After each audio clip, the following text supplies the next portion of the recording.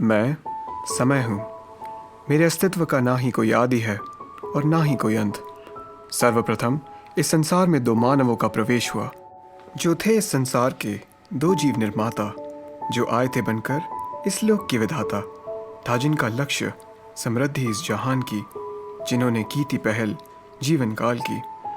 यही थी मानव जीवन की एक शब्दावली। आया परिवर्तन धीरे धीरे, जो संसार का नियम है।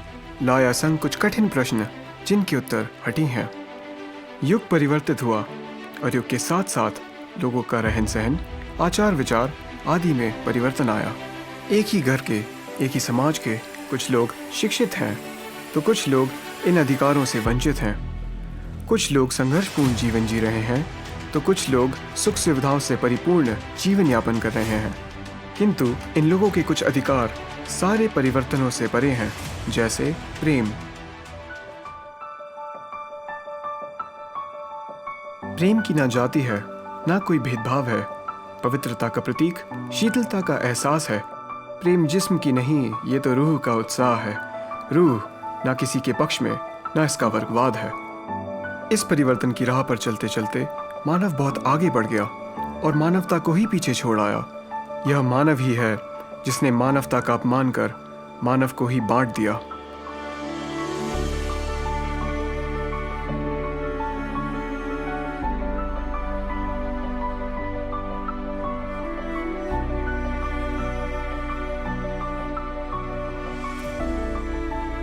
कुछ लोग उनके वर्ग और स्तर से परेशान हैं, तो कुछ जाति और पद के अभिमान में चूर हैं।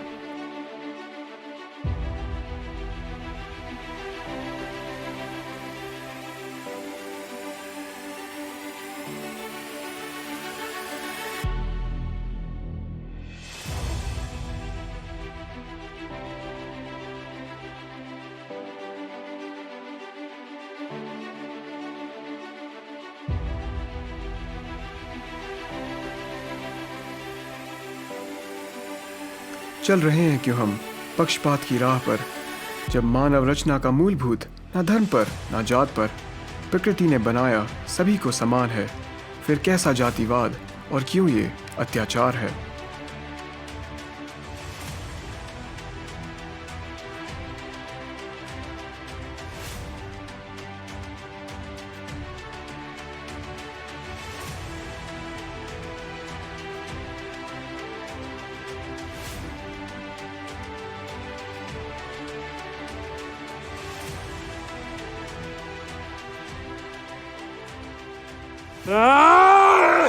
पर कुछ लोगों के जीवन में पक्षपात से बढ़कर मानवता और प्रेम का महत्व है।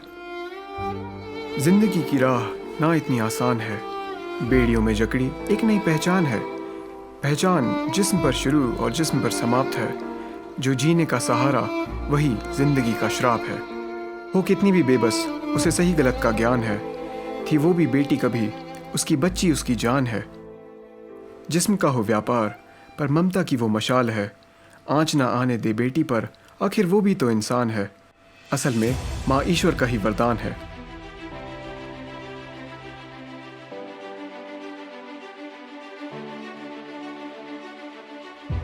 ये नहीं बाधन कि हर कृत्य परंपरावादी हो।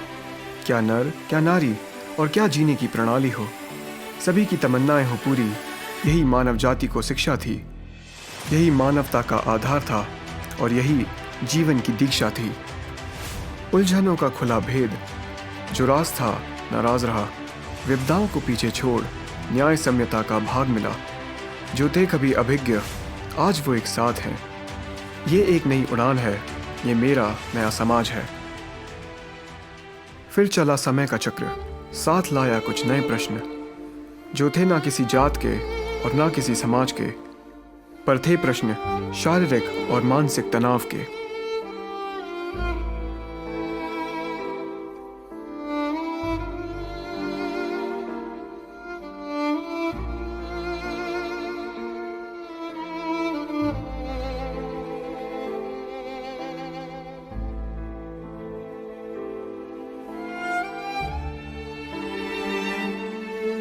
आइए आइए बैठिए, तुम भी बैठो।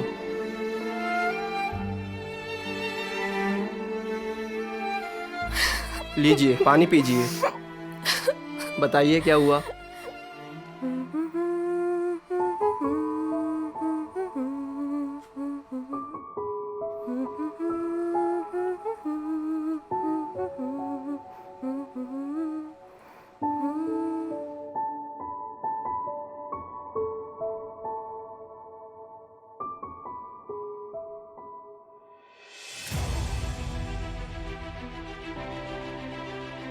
आरती,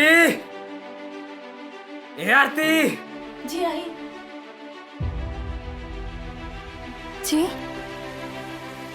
खाना लगा मेरा? लगाती हूँ।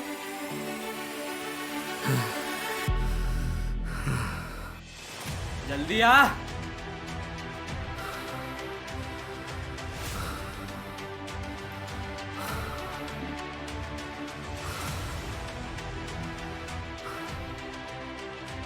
इतनी देर से कहाँ थे आप? तेरे को उससे क्या? फिर दारू पी के आए हो ना? तू मुझे बताएगी क्या करना है? हाँ, तू मुझे बताएगी क्या करना है? मैंने तेरे पैसों की पी क्या? तेरे पैसों की पी मैंने? चल अंदर बताता हूँ मैं तेरे को। चल। मम्मी खोलो, मम्मी खोलो। चल हट। क्यों खटखटा रही थी बार बार? हाँ, क्यों खटखटा रही थी बार बार? मना किया ना तेरे को? बस बहुत हुआ।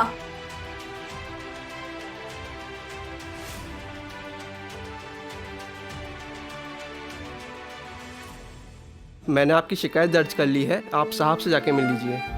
जी सर।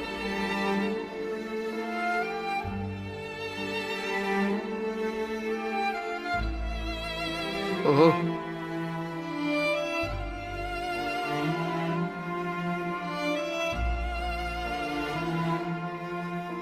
सर मैं क्या बताऊँ आपको मैं। सर क्या हुआ इसको? बोलो। किस मुंह से बताऊँ मैं आपको, मेरा तो सब खत्म हो गया।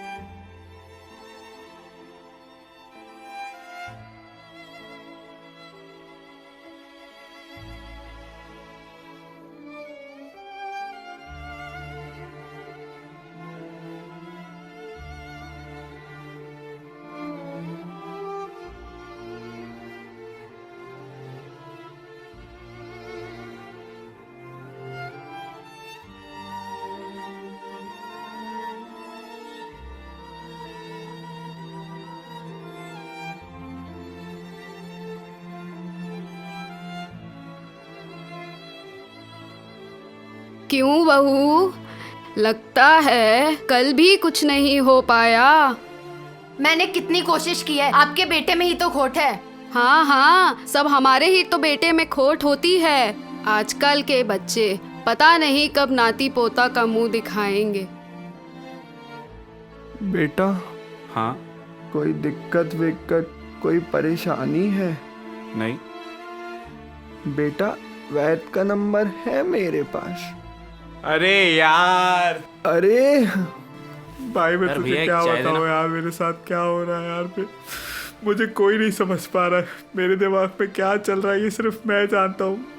मुझे सब नामर्द के ताने दे रहे हैं यार, घर वाले अलग ताने देते हैं, बाहर अलग ताने मिलते हैं। मैं क्या करूँ यार, मुझे कुछ समझ में नहीं आ रहा यार। मैं नामर्द नहीं हूँ यार।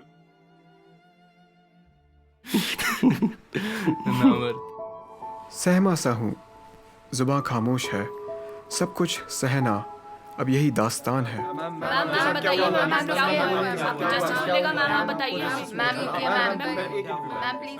कैसे लड़ूं कठिनाइयों से जिन पर मेरा बस नहीं, कैसे भूलूं बातों को जिनका अब कोई अंत नहीं। ये राह जिंदगी की अब लगती धुंधली सी है, ये मानसिक क्षति है जिनका कोई इलाज नहीं।